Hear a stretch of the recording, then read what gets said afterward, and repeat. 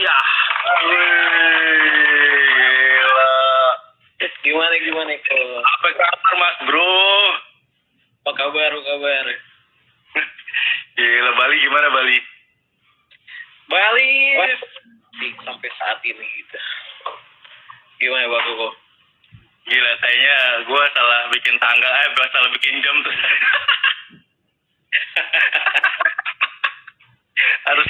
harusnya dua tuh. Iya. Ayo kok lanjut kok. Gimana? Oke, lanjut ya.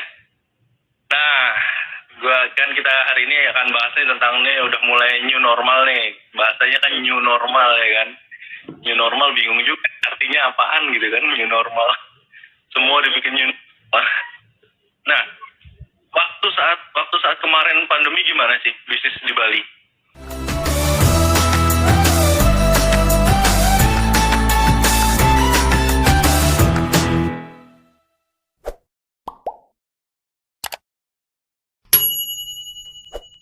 Gue pakai ginian biar kayak orang Bali sebenarnya. Tuh, lu nggak lihat gue lo. Oh iya pakai udeng ya, gila parah banget kok. Gila parah. Tapi gambarnya Cirebonan deh. Ya, Koko, ayo lanjut. Ya gimana kok? Jadi Gimana? Ini kita flashback dulu ya. Dan itu kan Bali kan kayaknya lagi ditutup semua tuh. Nah, bisnis di Bali gimana sih? Ada bro? Oke, gue mau cerita dulu dari awalnya ya. Kayak karena ini dengan bisnis yang kita jalanin juga gitu loh. Jadi gue ada bisnis yang untuk supplier ke hotel ya. Itu kita lagi mengalami peningkatan penjualan tuh sejak bulan September sampai habis tahun tuh kita ngebom banget. Artinya gitu ya. Tahun kemarin berarti ya? 2019 ya? Ya, 2019. Itu kita optimis tuh. Karena pariwisata juga lagi kenceng-kencengnya pada saat itu. Lagi bagus ya? Ya, Januari, Februari, itu masih normal. Maret, pertengahan, itu tiba-tiba kita zero. Sampai saat ini. Langsung kosong ya? Iya. Jadi artinya untuk bisnis yang pariwisatanya sendiri, itu bisa kita bilang udah untuk saat ini sangat-sangat suffer sih, karena kan menusuk kita bilang menusuk jantungnya langsung loh ya. Iya, jadi gue tanyain semua klien saya yang bertanya apa gimana gini, untuk sementara memang nggak ada pergerakan sama sekali mereka. Jadi villa, hotel besar, lalu untuk rounded yang punya penginapan gitu ya, itu benar-benar udah close dalam artian zero, nggak ada tamu sama sekali. Even lokal aja kan nggak ada sekarang. Iya, makanya kan jangankan di Bali ya, jangan di Bali yang memang pariwisatanya kan luar biasa kalau di Bali ya. Di Jakarta pun kondisinya kayak gitu bro. Di Jakarta, di daerah-daerah lain pun sama. Karena kan tante gue kan punya itu juga kan, punya vendor ke hotel kan, untuk spanya kan. Itu juga habis, udah selesai, mau gimana lagi. Iya. Nah sekarang ini yang kita lakukan adalah kita menemukan banyak yang kita bilang banyak pengusaha pemula dadakan, kita bilang gitu loh. Ya kagetan ya. Ya karena hotel sendiri kan hampir 90% itu kan sudah dirumahkan. Atau iya, benar. Kan ini juga untuk pusat oleh-oleh untuk di Bali sendiri kan sudah melayoff semua pegawainya. Jadi artinya memang dampaknya ini memang sangat luar biasa ke corona ini untuk di sini ya, saya lihat gitu. Nah itu yang kita bilang. Di satu sisi orang terdesak sehingga melakukan pergerakan usaha gitu ya, sehingga pinggir jalan tuh sekarang banyak mobil parkir, dia buka bagasi, jual telur, jual beras dan segala macam gitu. Kalau sekarang ke Denpasar itu jual sembako ya. Jual sembako ya. Iya, karena dia kan yang diperluin kan. Nah lalu kita udah berapa hari ya PKM ini, sama kayak Jakarta kan PSBB ya. Kita kan sekarang ada PKM. Iya. PKM itu pembatasan kegiatan masyarakat. Itu dari kota dari kota sendiri, lalu nanti diperkecil ke masing-masing desa atau kelurahan. Nah, itu lebih seru lagi kok. Jadi artinya komplek gua mulai nolak orang. Desa gua mulai nolak orang datang. Jadi karena posisi sekarang kayak saya tinggal di tengah-tengah kota ya, itu saya udah nggak bisa ke pinggir-pinggir. Kayak misalnya gua dari misalnya tinggal di mana Cilandak gitu ya, lu mau ke Depok terus cepet gitu loh. Ceritanya kayak gitu sekarang itu. Lagi kenceng-kencengnya tuh ya. Iya, mobil B, KTP B, wah semuanya B. Gitu ya, daripada ke situ kan mendingan di rumah, di kantor aja. Kebetulan kan kantor juga nggak jauh dari rumah. Ya. Seperti itu sih kok. Nah, lu sekarang lu itu. ada survei ini gak lo? Lu punya survei buat apa? Berapa banyak sih sekarang orang yang tahu-tahu jadi pedagang online gitu, jualan online, atau ada tahu-tahu banyak pedagang di marketplace gitu? Oh, untuk itu ya, karena kita ada patokan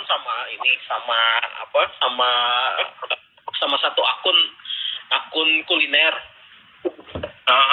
Kuliner itu setiap hari dia terima satu produk untuk ditaruh di feednya. Oh, taruh di feednya. Dalam sehari ada 2 sampai 3 produk loh. Artinya kita bilang semua sekarang ini orang-orang yang sudah misalnya yang punya akun Instagram yang udah Instagram khusus kuliner atau apapun itu lagi ngebom banget kok. Ngebom banget. Nah, itu kayaknya kalau dia dalam sehari bisa ada 2 sampai 3 produk ya. 2 sampai 3 produk atau sampai 4. Nah, ini kita udah jalan 30 hari loh. Artinya udah hampir 2 bulan 3 bulan nih. Ya bisa sebanyak itu sih menurut yang jual yang alih profesi jadi jual makanan rumahan itu ya sebanyak itu kira-kira. Kayaknya berapa kalau sehari ini satu hari posting 2 atau 3 postingan. Kayaknya sih yang bikin untuk orang survei cari uang ya akhirnya ke online mau nggak mau kan gitu kan bro. Ya betul kan. Ya betul. Ya kan sampai juga akun-akun YouTube baru kan juga banyak sekali sekarang gitu kan. Banyak. Tahu YouTube jadi tenar gitu kan. Padahal nggak semudah itu juga dapat uang dari YouTube gitu kan. Nah jadi ini gue sendiri kan ngajar di universitas ya. Artinya gini, hampir 2 bulan sekarang itu benar-benar udah nggak pernah ke kampus lagi. Jadi benar-benar udah online semua. Dan ini ya saya bilang tadi masanya itu akan panjang ini. Masa penyesuaian ini akan panjang. Nah kita siap-siap deh, siap-siap yang saya bilang kayak masuk di bukan new normal sih, jadinya abnormal. Jadi abnormal kan brand orang bro. Jadi sering-sering kayak begini kok biar kita menjaga kesadaran gitu kan yang kita pentingin kan. Iya. Iya, jadi kayak kantor saya itu udah physical distancing tuh nggak sengaja sih memang settingannya begitu. Jadi kayak gitu ya kan udah jaga jarak. Nah, terus kita kalau tadinya kan kita masih terima klien datang ya. Sekarang itu udah nggak sama sekali. Udah nggak sama sekali. Ya kita ngeri lah. Dia dari mana kan kita nggak tahu. Iya betul. Jadi parno sekarang ini. Jadi ya kehidupan abnormal baru yang akan kita jalani sih. Ini. Tapi emang bener sih. Jadi memang parnonya luar biasa bro. Parnonya luar biasa.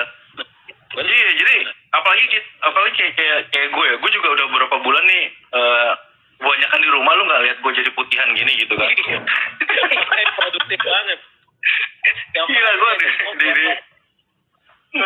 di rumah aja gitu kan. Ya udah akhirnya ya kalau keluar tuh kayak gila nih, gue ngeliat orang ngeri sekali gitu. Padahal mereka nggak ngapa-ngapain gitu kan. Padahal mereka nggak ngapa-ngapain. Tapi yang gue bingung adalah banyak juga orang-orang yang aktivitas di luar cuek-cuek aja gitu. Ya itu saya bilang itu wah kita nggak tahu deh. Cuma kita jaga jarak, jaga kesehatan sendiri aja sih pada akhirnya. Iya, betul. Karena gue juga kemarin ngobrol sama dokter ya. Gue ngobrol sama dokter itu dia sendiri pun nggak tahu kondisinya kayak gimana akhirnya gitu kan. In the end-nya nggak tahu dan kapan ada pengobatannya, kapan ada apanya, sampai ini yang nggak ada pun kita nggak pernah tahu gitu. Which is menurut gue sih ini corona sih panjang sih menurut gue dan namanya virus setahu gue pasti nggak akan nggak ada, nggak akan nggak ada gitu, maksudnya kayak kasus tadi deh, kayak kasus flu burung. Iya. Kayak kasus flu burung. Jadi setiap orang influenza sekarang kalau dites ada flu burungnya gitu loh. Tapi memang kadarnya mulai jinak gitu kan. Ya. Ya ini makanya unik situasi ini, makanya kita juga bergeraknya nggak bisa secara normal. Lalu saya mau cerita tentang ini. Jadi gini, kita akan, karena kita melihat potensi ini ya. Potensinya adalah waktu mulai dari Maret itu untuk beberapa kelas saya ya, yang saya ajar itu kan anak-anaknya lagi project apa kayak e-commerce dan segala macam gitu ya. Nah, itu pada saat itu kita start dari Februari ya. Ini unik nih. Februari di kelas itu masih jualan normal tuh semua tuh. Jualan normal. Masih normal ya? Iya, jualan baju gitu kan, terus itu kita ke dalam, kalau lo pasti kan lo melihat ya, kita pernah krisis ini kan, antiseptik ya kan, terus hand sanitizer, masker gitu kan. Masker segala macam gitu. Terus proyek ini bergerak melihat peluang kan, Iya, betul. Melihat peluang dalam artian akhirnya dia memproduksi semacam barang-barang itu juga loh, artinya gitu. Jadi beberapa kelas yang gue bina kok, itu kelas benar-benar up dari nol. Itu ada empat project itu sampai sekarang omsetnya udah, I think udah 200 juta loh. Omset gabungannya ya 200 juta di tengah pandemi ini. Makanya saya bilang kelas ini aneh nih. Kelas paling aneh nih, aku bilang. Karena apa? Mereka bisa bertahan membaca peluang, ya. Terus tetap sih sampai sekarang dia masih ngomset nih. Karena kan kelas belum habis. Nah, itu peluang sih yang aku bilang. Jadi manfaatin momen. Kalau sekarang ditanya anak-anak ini masih jualan masker nggak? Enggak, mereka udah enggak. Masih jualan hand sanitizer nggak? Enggak, udah ganti lagi. Terus dia ganti. Sekarang ini mereka ke makanan. Oh, sudah berubah ya? Udah ke switch ya? Mulai ke makanan. Tapi bajunya tetap, yang jual baju tetap, karena core kan di situ kan. Core bisnis di situ. Ya, jual baju tetap, terus tapi dia udah mulai nambah produksi. Nambah produk gitu loh, jenis produk kayak makanan, terus yang siap saji segala macam gitu. Nah, dari situ tuh. Jadi kalau kita start langsung jual berat banget, apalagi tanggungan kan lebih banyak kan. Tapi cuma semua gitu. Yes. Jadi sebenarnya memang crowdnya dari masker dan hand sanitizer dan segala macam ya. Jadi udah ramai duluan dari situ ya. Jadi apapun yang dijual laku-laku aja gitu. Iya, pada saat itu omset mereka bisa ada yang per bulan itu ada yang 40 juta, ada men. Omset mantap. Ada yang 40 juta. Itu kan, gue pikir sih ini orang bisa anak-anak ini bisa baca peluang loh. Ntar jadi gini, ada ada nanti bukunya kok. Wih, mantap. Ada bukunya tuh nanti tuh. Nanti gue butuh juga lo kata pengantar segala macam gitu, nanti gue kasih draft. Wah, siap. Siap. Jadi lo baca tuh, jadi lo punya latar belakang. Karena kan kita jadi studi kasus nih, karena ini unik. Yes. Dan menurut gue banyak sekali yang uniknya. Kenapa gue bilang banyak sekali yang unik? Jadi ternyata di tengah pandemi gini masih ada opportunity yang bisa kita lakuin, bro. Ada. Banyak opportunity-nya gitu. Sifatnya ini ya, cepat ya. Cepat dalam artian cepat sekali. Iya. Pasar mintanya ini kasih gitu loh. Iya. Malah gue sampai lucunya adalah gini, gue kan bikin kelas online ya. Gue bikin kelas online itu menulis, bro. bikin buku, nulis buku gitu ya, itu bisa sampai 3 batch rame. Oh iya, karena orang butuh. Bisa sampai 3 batch rame gitu. Iya, butuh aktivitas, butuh penghasilan. Iya, tetap yang ternyata yang apa ya, yang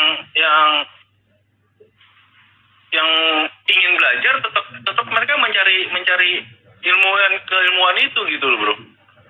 Iya, betul juga.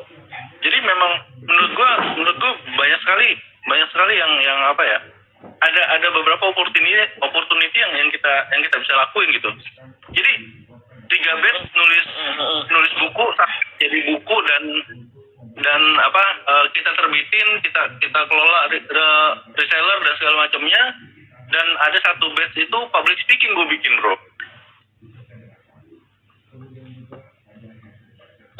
Gitu, dan itu berjalan gitu, maksud ke sana arahnya semua itu.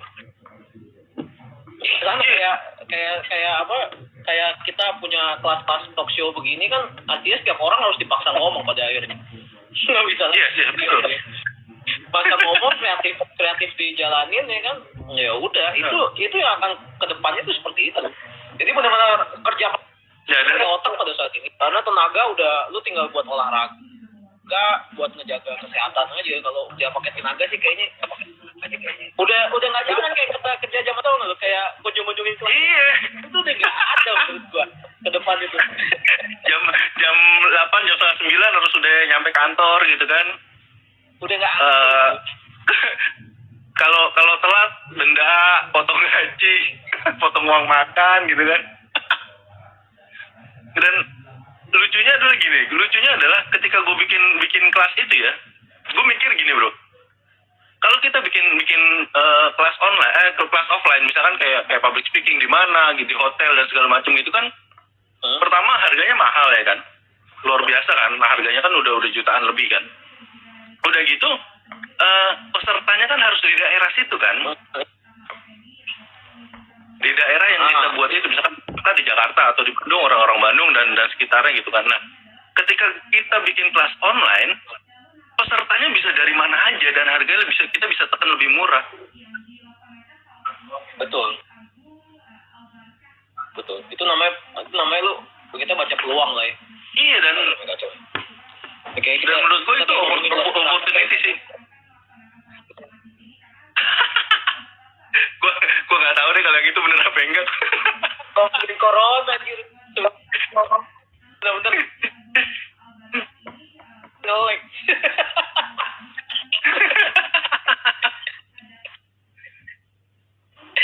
Iya. Gitu. Jadi banyak hal yang sebenarnya tadinya kita nggak sampai kepikiran ya, nggak sampai kita mau kerjain dan kita anggap remeh, ternyata ada opportunity lebih di situ gitu loh. Ya, betul, setuju gue. Dan semua arahnya udah ke online, udah pasti ke online. Ya, gue juga yakin kok. Kalau kita punya survei tentang apa marketplace ya, kayak Tokopedia, Bukalapak dan lain sebagainya, pasti mereka punya survei tentang akun-akun baru yang buat di dia. So, trafficnya tinggi pasti. Pasti. Lagi panen loh. Pasti. Lagi panen. Orang iklannya pun dijor-jorin kok. Iya, betul. Iya kan, nggak mungkin nggak panen lah kalau iklannya jor-joran mah. Gitu kan. Nah, lalu ada lagi nih kok, satu lagi nih yang menarik lagi. Apa tuh? Jadi kan karena kita support untuk para pengusaha ini kan, mereka rata-rata itu nggak ada waktu untuk bikin konten gitu loh kok. Itu kan yang di yang lain itu kan pentingnya konten kan, karena bikin brosur, bikin caption itu kan kerjaan kalau aku banget pasti itu. Apalagi nggak pernah update di mana, Facebook, nggak pernah di mana. bahasanya nggak asik gitu ya. Bahasanya jualan banget gitu. Jadi artinya kita ngasih template desain gitu loh, template desain untuk apa, Instagram apa segala. Waduh, lagi kan? kayak lagi ngomongin konspirasi. Jadi template kita siap rapin ya kan segala macam gitu, jadi nanti orang tuh tinggal posting aja sebenarnya gitu loh, mau model apa gitu model itu.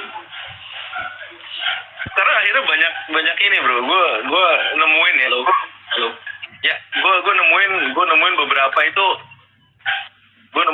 itu, lucu sekali. Jadi ada program kerjaan baru gitu. Jadi kayak mereka menjual apa namanya, jasa digital media lah gitu kan. Yang tadi lu bilang itu template Jasa ini. Iya, jasa posting, jasa caption dan lain sebagainya. Padahal posting tinggal pencet doang jadi gitu kan. Tapi ini akhirnya ada peluang lagi untuk orang bisa berkreasi. Jadi banyak banget, jadi banyak banget.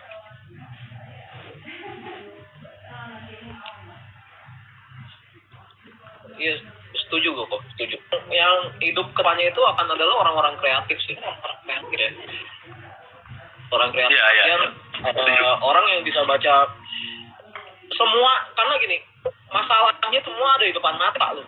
Untuk misalnya kita ambil satu contoh ya, kita punya satu akun IG untuk jualan, karena kan itu prosesnya ada tuh, sebelum posting, lu harus minimal lo harus punya foto, ya, punya keterangan, langsung posting, itu kan rusak, iya betul. Itu baru satu Instagram, pekerjaannya ada 3-4 loh,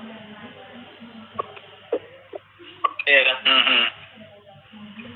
Kalau orang yang nggak terbiasa main stres, posting, ngarepin dia yang nge-like, ada follow, itu udah nggak mungkin kan? Nah, ya kayak gini-gini nih. Udah gitu akun baru lagi gitu ya? Karena mimpi aja lo gitu. Iya, akun baru gitu. Masalah ini, dia akan stres di sini. Karena gue udah jualan kok, gue udah posting, udah apa, tapi kok nggak ada yang beli ya. Ya kan kita tanya, lo ngapain aja, kita kan cek juga dia punya Instagram, Facebook pribadinya, atau medsos pribadinya jalan atau enggak. Kalau orang nggak biasa, bisa agak gila itu orang lama. Mana lah, agak gila lama-lama. Oh ya, gue pernah gini bro. Ya lanjut dulu. Ya lanjut dulu. Ya karena online itu kan bisnis yang nggak bisa kilat gitu, dipupuk. Dia mulai dari kebiasaan, rutinitas, segala macam kan. Nah itu yang kita ya itu online lah, namanya online. Nggak bisa main. Even udah online beberapa tahun ya. Ini aja sekarang kayak ngalamin yang namanya produk apa gitu, profitnya benar-benar 100% buat kita kok. Gitu. Nggak bagi-bagi lagi, base produk, kita punya produk, kita jual lah, itu hasil penjualannya tuh nggak ada ongkosnya lagi, emang udah langsung profit bentuknya. Itu yang lagi coba gue kembangin gitu ya, karena ini udah otomatis klien tuh lu udah nggak pernah bakal ketemu punya deh. Orang tuh udah nggak bakal ketemu punya. Terus apa lagi orang sekarang lagi nge-keep cash-nya itu untuk sesuatu makan, untuk kedepannya masih gelap banget. Nah pada masa-masa begini nih, kalau kayak kita orang-orang digital begini ya, kita tuh create something, produk yang bisa menyelesaikan masalah ke depan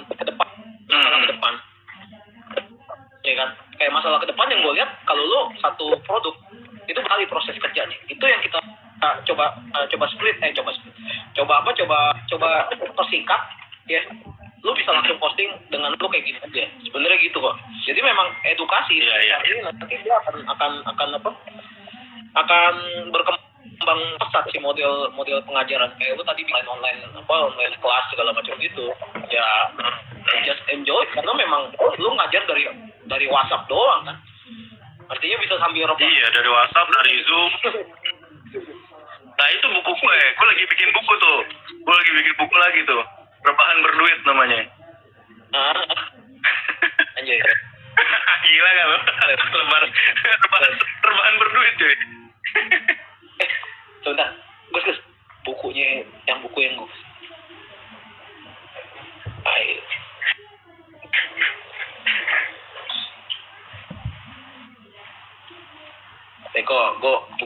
dari gue kan. Gila, keren sekali lu. Join nih, lihat nih, bapak Aduh. ini nulis buku ini 8 kunci apa nih, 8 kunci jadi Itu buku saya itu.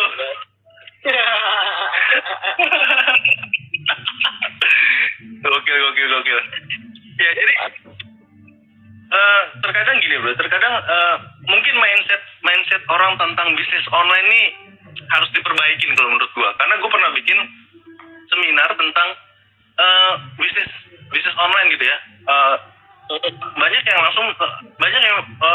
peserta pada saat itu dia bilang gini, gimana gue bilang gini, gimana kalau bisnisnya dirubah menjadi bisnis online daripada offline, lo harus cari market dan segala macam gitu kan. Terus dia bilang gini, bisnis online nggak menarik buat saya, kata dia gitu. Kenapa? Gue bilang, ya iyalah, emang kita sekali posting langsung dapat pembeli. Wah gila nih, gue bilang ini salah, gue bilang nih orang nih. Jadi mindsetnya, iya, jadi kebanyakan mindsetnya itu adalah, misalkan lu dia buka di marketplace gitu ya, di Tokopedia kah, di Bukalapak dan Shopee dan segala macamnya itu, dan dia nggak jualan, maksudnya dia cuman posting produknya doang, ya udah dia tungguin pembeli, kan salah bro, kayak gitu kan. Karena bisnis online kan harus dikasih tahu, harus disebar, harus di-share sebanyak-banyaknya supaya orang tahu bahwa lu jualan di mana, kan kayak gitu kan. Ya, nah, sekarang yang jadi mindsetnya adalah maunya jualan online tapi prosesnya offline, kayak lu cuman jagain toko gitu kan. Sama aja dong, offline kan begitu. Benar. Ya kan? Offline kan lu misalkan kita jualan di mall gitu secara offline gitu kan lu datang tiap pagi buka rolling door, repot, ngajiin barang-barangnya, ya kan, ngajiin barang-barang yang lu jual, udah lu tungguin. Nah kalau proses itu dilakukan di online ya nggak bisa kan gitu kan. Ya repot lah, pokoknya repot lah. Ya kan? Lu cuman posting produk lu di marketplace, udah lu tungguin pembeli, ya nggak bisa begitu juga gitu kan. Iya betul. Ya, sama aja kayak tahu-tahu orang banyak sekali yang bikin akun YouTube gitu kan. Nggak gampang gitu. Maksud gue aja yang main YouTube belum sampai gitu loh. Ya tiap hari posting ya. Belum sampai monetize gitu maksud gue. Iya, dan gue udah tes bro. Gue udah tesnya gini. Gue kemarin sempat naik cepet karena gue hajar setiap hari tuh. Konten gue aja setiap hari, gue aja setiap hari, gue share ke sebanyak-banyaknya, naik cepet, tak.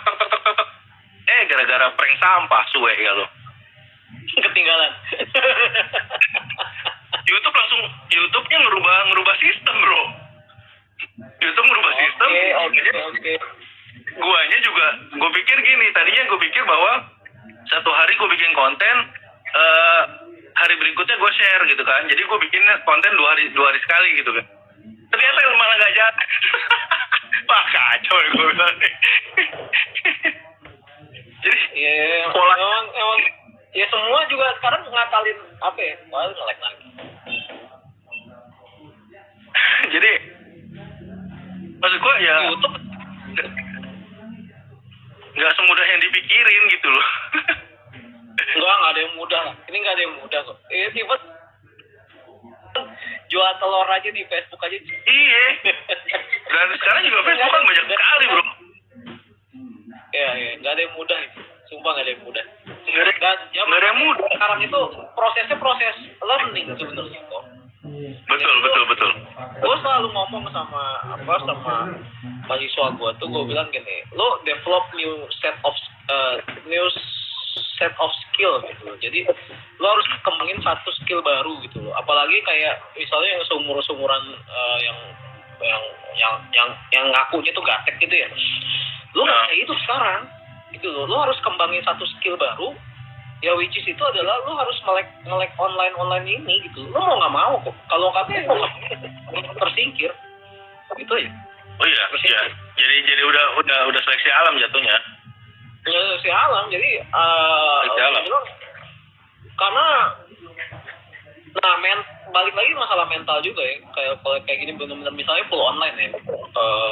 Kayak from home itu, kalau sistem kantor jangan coba-coba nih, gitu. Ada sistem pantaunya. Iya, ada sistem pantaunya. Tadi gue baru ketemu orang ya, baru ketemu tadi. Gue bilang gini, ini anaknya kan, gue bilang gini, anaknya mana? Gue bilang gitu, itu lagi ngantor, dia bilang gitu. Oke. Jam berapa gue bilang kantornya? Jam berapa? Dia bilang jam 10 sampai jam 3 nanti katanya gitu. Oke. Gue bilang nggak keluar dari kamar. Enggak, karena memang dia harus stay benar-benar di depan komputer itu gitu. Jadi dia tahu. Nah, kalau komputer yang udah punya sistem seperti itu kantor ya lu boleh. Tapi kalau kantor yang belum punya, wah jangan coba-coba. Jangan, nggak bakal nongol itu barang. Nggak nongol. Kalau iya, dan kayak data itu yang kayak orang pada produktivitasnya juga kan harus benar-benar dicek, bro. Ya, kejadian begitu, work from home itu ya begitu. Ya kan. Iya, itu juga kayak KPI-nya juga harus dicek kan semuanya gitu kan. Iya. Ya kalau enggak ya sama aja. Makan gaji buta juga gitu kan. Itu dah. Nah, tapi ya itu memang harus dalam posisi penyesuaian semua. Masa-masa ini masa-masa penyesuaian. Nggak ada yang siap semua. Nggak ada yang siap. Iya, mau nggak mau Ya, suka nggak suka gitu. Ya new normal is abnormal for us gitu ya, untuk kita yang tadinya bisa, karena kan ada beberapa kegiatan normal yang hilang kok pada aku. Iya. Ke kafe nontonin live music itu udah nggak ada, hangout ada, terus lo kumpul-kumpul nggak penting di tempat-tempat itu nggak ada, semua udah nggak ada. Jadi yang keramaian ini nggak ada. Kita akan menuju proses apa gue bilang, masyarakat yang tersirkel, ya small circle, benar-benar small circle banget. Jadi kalau lu punya satu tim paling itu aja ya, iya kan? Iya, dan ketemu tim yang lainnya kayak begini modelnya. Ya udah ya mau lu bilang, karena iya betul. Tapi ada beberapa orang yang gue juga nggak tahu ya pola pikirnya kemana gitu ya, sampai yang mengabaikan penyakit ini gitu. Dan kita kan nggak pernah tahu penyakit ini masuk ke kitanya kapan gitu kan. Iya, banyak. Orang teriak-teriak ya kan, karena orang teriak-teriak, gue udah nggak kerja, gue di PHK, gue nggak bisa dapat uang, gue nggak punya uang dan segala macam, tapi masih bisa belanja baju lebaran, kan lucu bro. Oke, gue bilang, aduh, ini gimana sih, gue bilang, parah. Ini parah. Jadi benar-benar, iya. Ya kayak kita yang lagi yang udah kayak dihianatin gitu ya, whatever lah gitu. Cuma gue benar-benar lagi, artinya gini, nggak habis pikirnya adalah what next-nya gitu loh. Tapi itu buat orang kreatif itu adalah challenge. Betul. Orang kreatif challenge kan, karena di setiap bisnis itu pasti ada peluang, ya kan. Nah, kayak contohnya tadi kayak project anak-anak yang gue pegang ini, dia bisa ya ngumpulin 200 juta di masa-masa susah begini, omset 200 juta ya. Tiap hari dia terima uang soalnya. Tiap hari tuh ada luar biasa. Iya, luar biasa maksud gue gitu. Jadi memang tetap ada opportunity ketika kita jadi orang yang kreatif gitu kan. Iya, betul. Nah, kemarin gue kan sempat bikin konten di YouTube gue sama orang Komisi Penyiaran Indonesia tuh. Dia kan juga aktif di Pemprov DKI kan. Pemprov DKI. Nah, dia bilang, "Wow, kita mau ada bantuan dan segala macam." Gue sempat tanya gini, "Oke, gue mau tanya, kan ada bantuan nih, bantuan tunai. Gimana ngeceknya?" Gue bilang. Makanya langsung pergi ke Tanah Abang dia. Iya. Oh, kita kasih ATM dan bla bla bla bla segala macam. Lu yakin gak disunat? Gue bilang. Kacau. Dan menurut gue nggak kalau kayak gitu kacau. Iya, maksud gue. Terus teriak-teriak, kita nggak bisa makan dan segala macam. Jadi kita nggak bisa bedain bro antara yang bener-bener nggak bisa makan sama yang cuma teriak-teriak nggak bisa makan. Ini kita nggak bisa bedain. Ya betul, setuju gue. Iya kan? Setuju gue. Karena semuanya sekarang lagi teriak, gitu kan? Tapi it's the realnya itu kadang-kadang ada yang memang masih bisa, lu masih bisa jajan, lu masih bisa apalah segala macam, lu bisa beli baju lebaran. Iya, Tanah Abang rame. Tapi nggak mikir, ya. Tapi mikir efeknya. Tapi nggak mikir efeknya. Iya gitu loh. Tanah Abang rame. Terus lu tahu gak BKT rame kan, lucu gue bilang. Ini orang aduh gila gue bilang. Tapi ini sih kok apa namanya, kedepannya sih memang kita masih ragu-ragu ya, masih ngeraba-ngeraba. Cuma ya itu tadi, kalau menurut gua dari sisi gue ya, jadi memang kita udah bisa metain masalah sebenarnya, dan masalah itu adalah peluang. Dari peluang itu bisa kita convert jadi satu produk, ya kan, satu produk atau jasa. Nah itu yang harus kita edukasi dari sekarang kok sebenarnya gitu. Jadi nanti ya karena yang kedepannya itu pasti yang akan berkaitan dengan masalah kesehatan, terus sama edukasi sih. Untuk barang-barang kayak barang-barang apa ya, yang remeh-temeh itu kayaknya sih udah agak ditinggalin loh. Maksud gue, bisnis leisure pada saat ini adalah yang paling terhantam sih. Bisnis leisure itu kayak lu jalan-jalan apa, itu udah nggak jadi prioritas untuk kita sekarang. Cuma, nah kita tuh harus petain masalah-masalah yang ada di luar.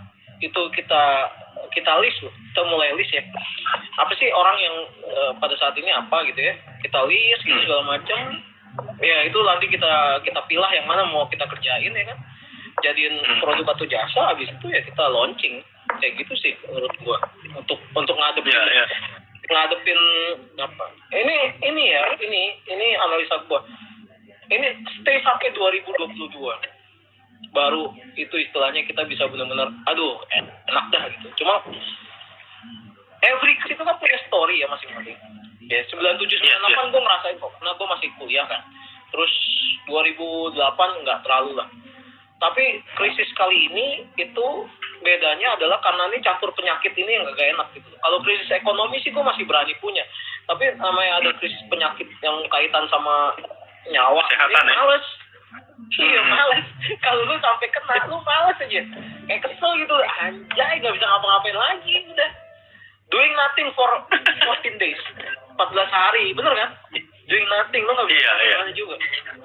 Gak bisa kemana-mana. Makanya punya satu, ya kayak itu tadi, bisnis-bisnis yang autopilot, itu juga udah mulai dibuat gitu loh. Jadi arti bisnis-bisnis kaitannya sama produk-produk digital yang artinya gini, even lo nggak ada, itu produk tetap dengan kita promosin, itu produk tetap jalan, itu ada.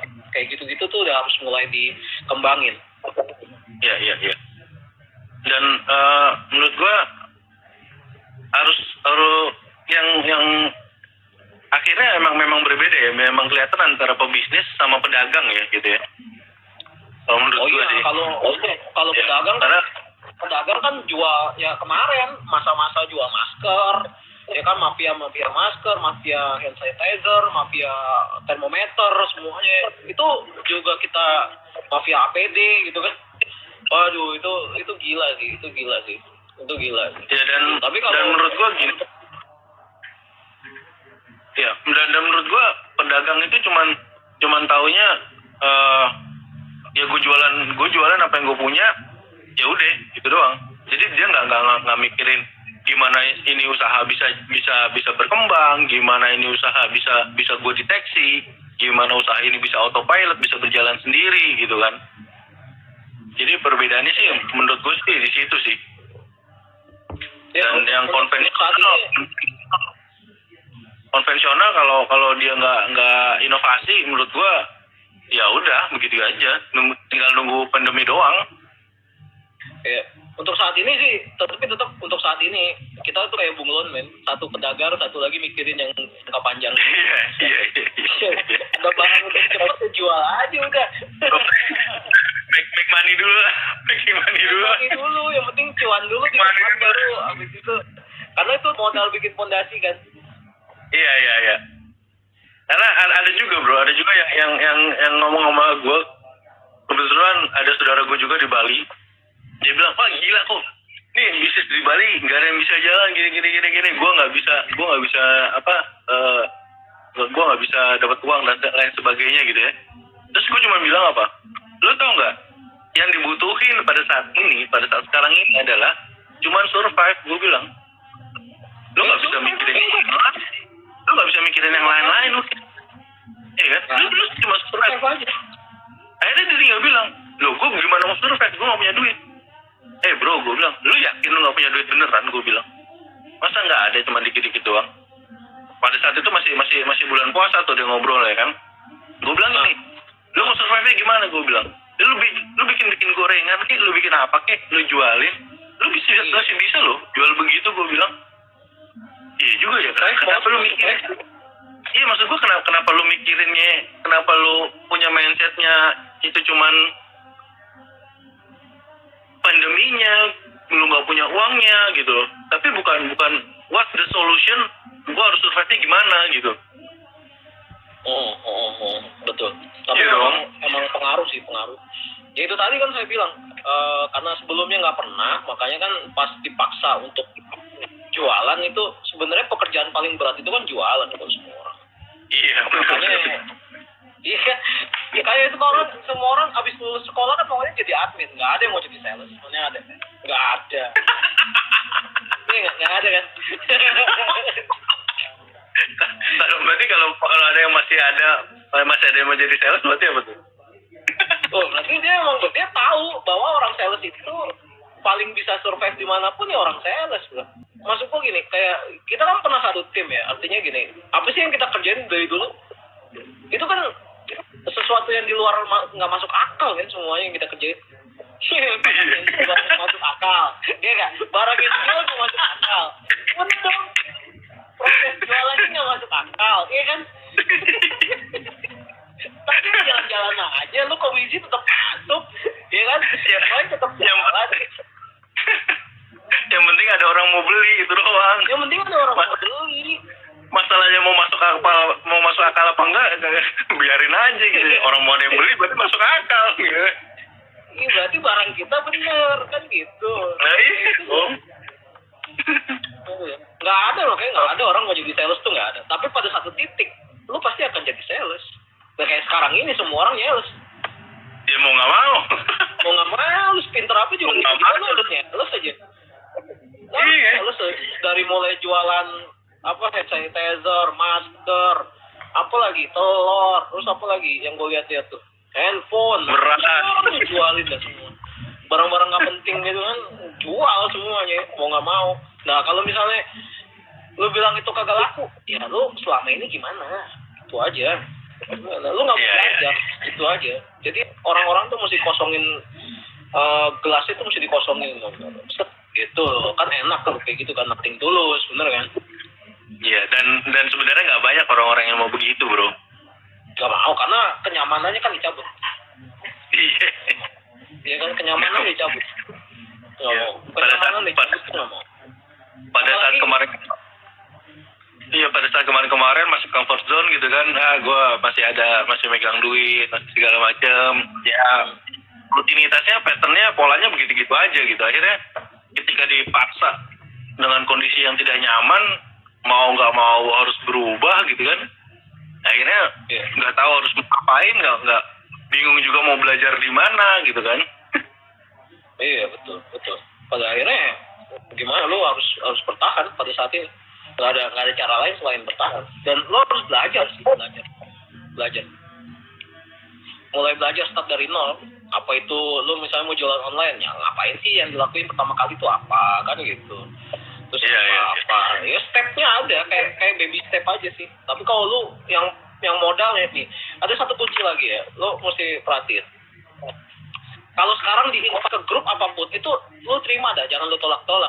Kalau di handphone lu tuh mesti ada 1.000 kontak lo, 1.000 kontak atau 2.000 kontak, dan itu adalah list lu untuk lu mulai jualan sebenarnya itu. Jadi lu nggak usah susah nyari orang baru atau apa. Not man, lu bikin story di WhatsApp, bikin story di IG, bikin story di Facebook, ya lu mulailah dari situ, karena pembeli pertama itu pasti orang-orang yang agak deket ya, bukan deket banget. Kalau deket banget tuh biasanya bikin repot, tapi yang agak deket lah, pernah kenal, kita ngobrol. Nah, sekarang gini, lu udah pernah belum? Lu jualan online ya, lu jualan apapun ya. Iya, Yang iya. transfer itu pasti bukan saudara lo.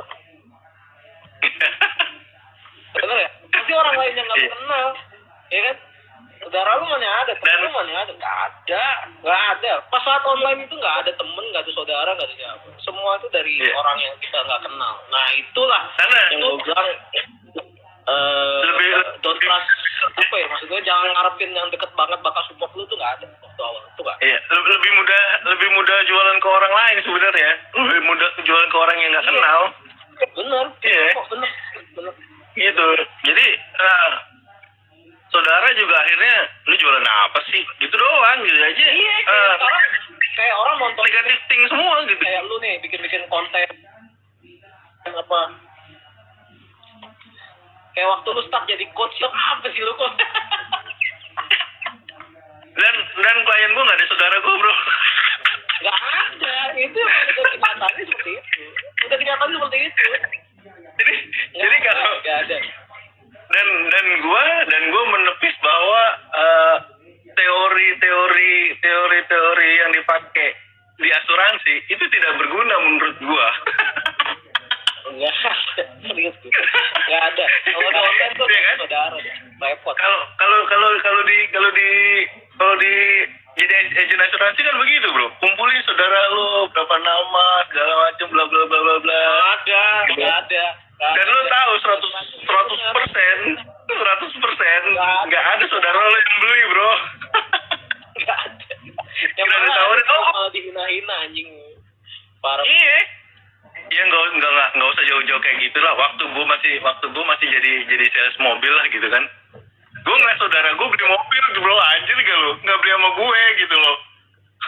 Ngambil mobil sama orang ya, bukan sama lu gitu. Sama orang lain, sama sales lain kan suwe gitu loh. Ya memang ya memang seperti itu yang kejadiannya. Iya gitu, maksud gue ya makanya akhirnya teori itu gue kembangin gitu. Gue kembangin bahwa belum tentu ada saudara lu yang bantu lo. Ya, ada. Orang tua aja pura-pura nggak kenal biasanya kalau miskin.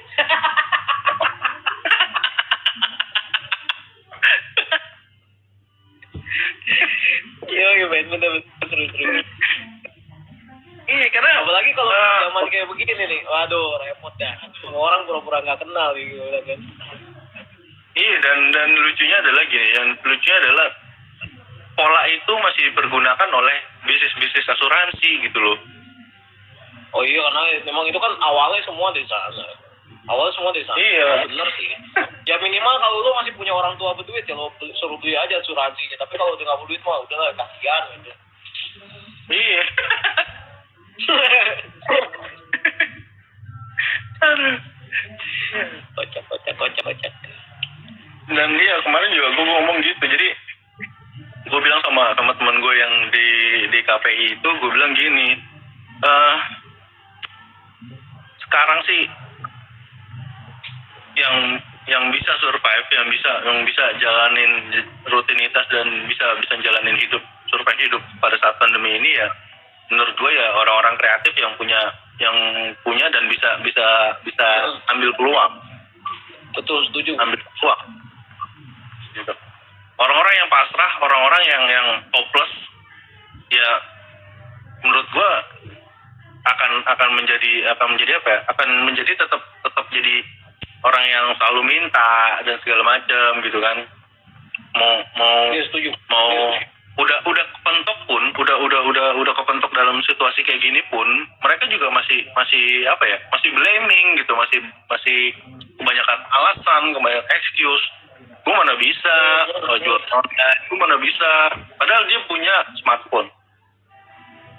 Lucu buat gue gitu. Jadi ya, maksud gue gini, smartphone lu buat apaan gitu loh.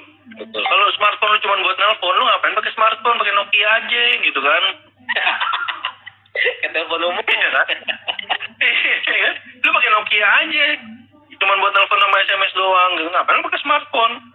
Ngapain lu punya akun Instagram, lu punya akun Facebook, punya apa segala macam. Lu aja terkadang suka beli di marketplace. Tapi kenapa lu ngerendahin diri lu untuk lu tidak bisa melakukan sesuatu kan gitu kan?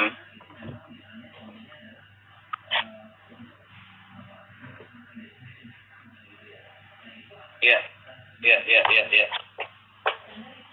Seru men. Ya itu tadi lah gue bilang, memang begini ya, kita harus, kalau lu doing normal thing lu nggak akan dapat apa-apa nih untuk saat ini. Iya, betul. Ada sedikit ekstrim dalam artian gini. Kalau lu pernah jualan ya lu jualan, mau nggak mau. Kalau lu nggak pernah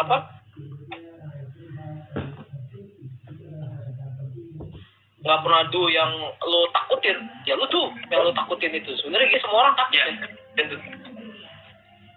Takut padahal butuh ada gitu ya. orang mau jualan juga. Takut melakukan padahal butuh gitu. Iya. Soalnya mau jualan. Ya lucu sih menurut gue. Dan menurut gue new normal menurut gue kata-kata yang bagus sih. Kata-kata yang bagus buat pada saat seperti ini gitu. Jadi memang harus kita lakukan yang new normal gitu di kehidupan kita gitu loh. Karena lo ngelakuin hal yang normal udah nggak bisa. Iya. Udah nggak bisa. Yang gue kangenin itu adalah gue nggak bisa clubbing lagi, nggak bisa ketemu yang makhluk malam itu udah nggak ada kok.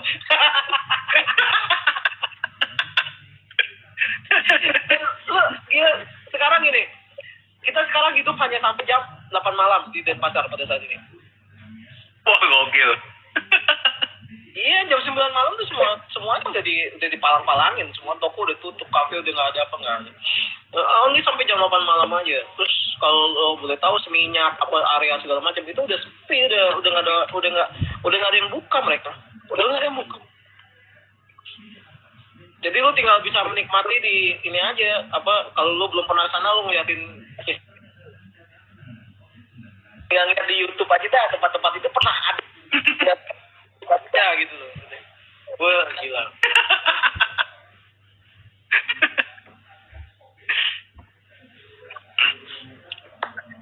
Ya, kalau yang di Bali yang toko-toko offline gitu ya, yang toko, yang kafe, yang coffee shop itu udah mulai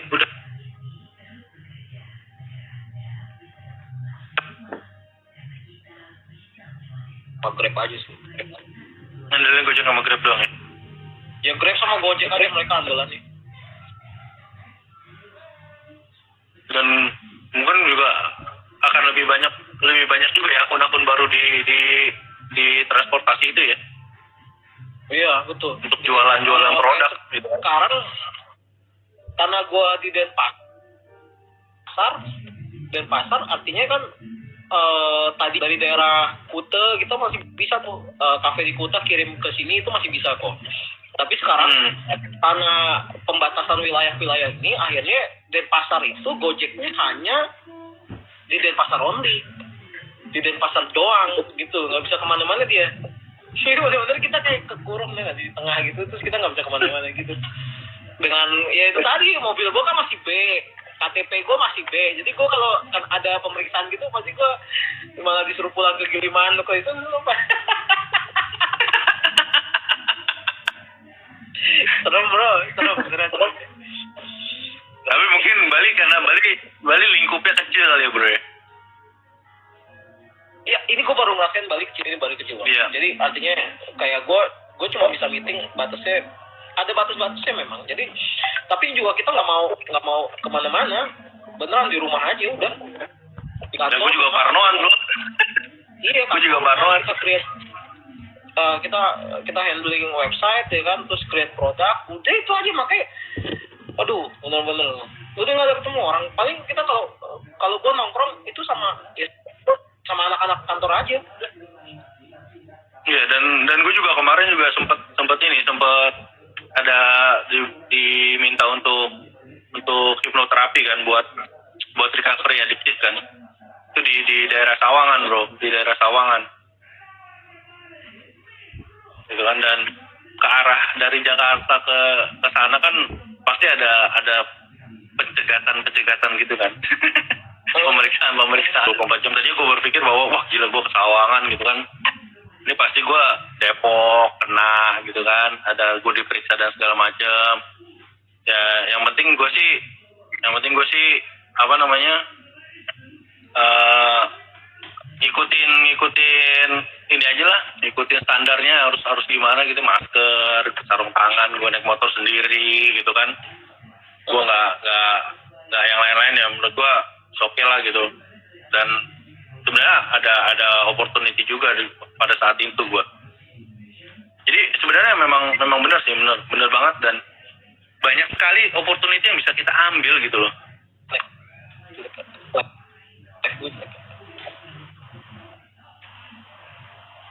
Kenapa sih koneksi kacau, kayak kita ngomongin corona kok konspirasi gitu jelek sih? Kalau di gue sih enggak ya, lu doang. Lu ya kali itu. Nggak tahu. Jelek ya? Sebentar aku ngecek dulu. Lanjut. Enggak ya? Oh emang gitu ya? Ya wajar sih. Iya. Karena jaringan Indonesia masih belum bagus. Enggak, semua orang sekarang nge-live soalnya. Semua orang nge-live ini. Iya, dan semua orang nge-live. Makanya lo banyak sekali. Story lo yang foto pasti, story lo yang nonton tuh pasti dikit. Untuk saat ini. Iya. Untuk sekarang ini kalau lu post story pasti yang ngelihat pasti sedikit. Karena apa? Semua tuh lagi semua beberapa akun yang di follow, yang akun gede itu di follow, mereka tuh ngadain live juga kok sebenarnya gitu. Makanya nontonin story tuh nggak menarik pada ini gitu. Trafficnya lagi kenceng sekali. Iya, bebannya lagi gede. Beban kayak gitu. Yang nyayur Zoom kayaknya tuh. Gitu seru ya jadinya. Iya. Padahal sebelum adanya pandemi ya gue udah pakai Zoom loh. Iya. Sebelum ada pandemi gue pakai Zoom gitu kan. Pas ada pandemi, wah orang semua udah pakai Zoom, gue jadi nge-like Zoom gue, sialan. Pakai satu lagi pakai Webex. Tapi emang internetnya emang dodol ini. Emang dodol internetnya. Iya memang. Aduh bro, kayaknya percakapan kita sudah mulai di ajang-ajang Oke. selesai.